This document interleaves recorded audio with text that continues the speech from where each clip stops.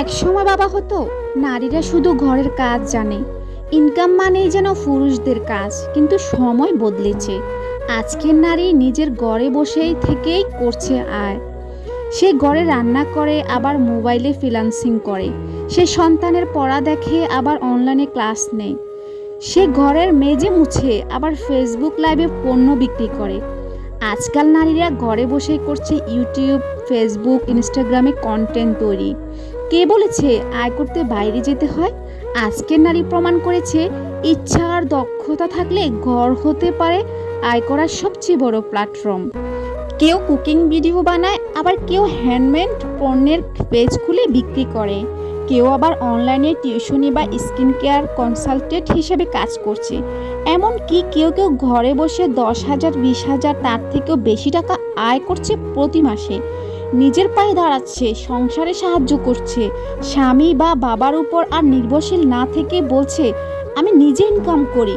এটাই হলো আজকের নারীর শক্তি। সোশ্যাল মিডিয়াতে, অনলাইনে, মার্কেট প্লেসে, স্কিল ডেভেলপমেন্টে এইসব নারীদের দিয়েছে নতুন দরজা খুলে। আজ ঘরে বসে নারীরা হয়ে উঠছে উদ্যোক্তা।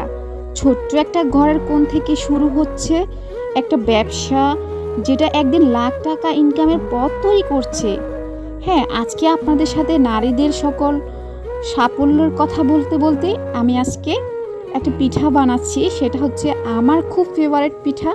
পিঠাটা হচ্ছে আমার আম্মু সবসময় ছোটোবেলা আমাদেরকে বানিয়ে খাওয়াতো। এটা হচ্ছে একদম তালের পিঠা, এটা পিৎজা বলে। মানে পিৎজা সিস্টেমে আমার আম্মু সবসময় এভাবে তৈরি করতো। তো আম্মু তো এখন অসুস্থ, প্রায় আজকে 12 বছর আম্মু অসুস্থ।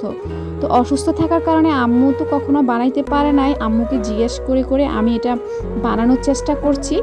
দেখতে পাচ্ছেন এতটা সফট ও তুলতুলে হয়েছে, বলার মতো না। আমার বাসায় সবাই তো এটা এত পছন্দ করে, বলার মতো না। ঝামেলাও কিন্তু অনেক কম। মানে আপনি একটা পিঠা বানিয়ে পুরো পরিবারের সবাই খেতে পারবেন। আর খুবই ঝামেলাবিহীন পিঠাটা বানাইতে।